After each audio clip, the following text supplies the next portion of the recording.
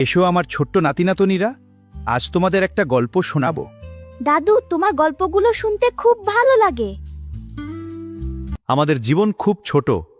আমরা বড় হই শুধু একদিন মানুষের কাজে লাগার জন্য। মানে আমরা একদিন চলে যাব? হ্যাঁ, কিন্তু ভয় পেও না, মানুষের কাজে লাগাই আমাদের সবচেয়ে বড় গর্ব। কিন্তু দাদু, তোমাকে ছাড়া আমরা কিভাবে থাকবো?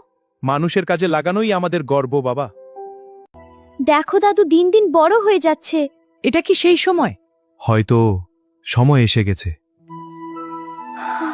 দাদু, আমাদের ছেড়ে যাও না। কাঁদিস না, আমি আমার কাজ শেষ করতে যাচ্ছি। দাদু নেই, ঘরটা কত ফাঁকা লাগছে। কিন্তু দাদু বলেছিল এটাই আমাদের গর্ব।